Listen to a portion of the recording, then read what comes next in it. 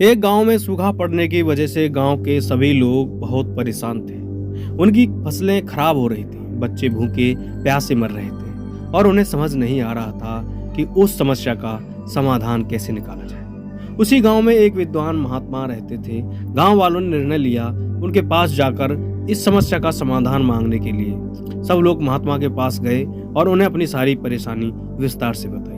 महात्मा ने कहा, आप सब मुझे 1 हफ्ते का समय दीजिए, मैं आपको कुछ समाधान ढूंढ कर बताता हूँ। गांव वालों ने कहा ठीक है और महात्मा के पास से चले गए। 1 हफ्ते बीत गए लेकिन साधु महात्मा कोई भी हल ढूंढ न सके और उन्होंने गांव वालों से कहा कि अब तो आप सबकी मदद केवल ऊपर भगवान बैठा ही कर सकता है।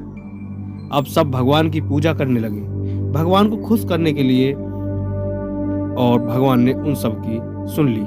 उन्होंने गांव में जाकर अपने एक दूत भेजा। गांव में पहुंचकर दूत ने सभी गांव वालों से कहा, आज रात को अगर तुम सब 1-1 लोटा दूध गांव के पास वाले उस कुएं में बिना देखे डालोगे तो कल से तुम्हारे गांव में घनघोर बारिश होगी और तुम्हारी सारी परेशानी दूर हो जाएगी। इतना कहकर वो दूत वहां से चला गया। गांव वाले बहुत खुश हुए और सब लोग उस कुएं में दूध डालने के लिए तैयार हो गए। लेकिन उसी गांव में एक कंजूस इंसान रहता था।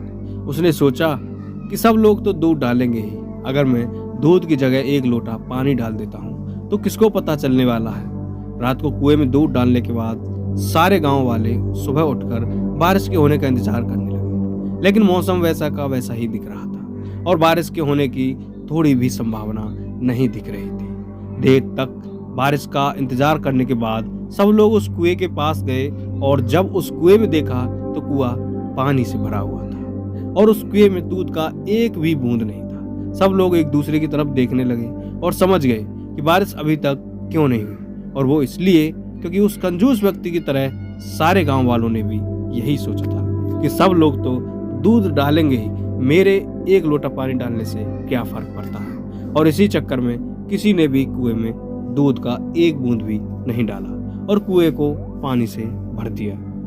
तो इसी तरह की गलती आप और हम अपने रियल लाइफ में भी करते हैं। हम सोचते हैं कि हमारे एक से कुछ करने से क्या होने वाला है, लेकिन हम ये भूल जाते हैं कि बूंद बूंद से ही सागर या घड़ा भरता है। तो दोस्तों, कैसी लगी है एक छोटी सी स्टोरी? आपको मोटिवेट जरूर करेगी, इसलिए चैनल को सब्सक्राइब जरूर करें और बेल आइकन भी दबाएं।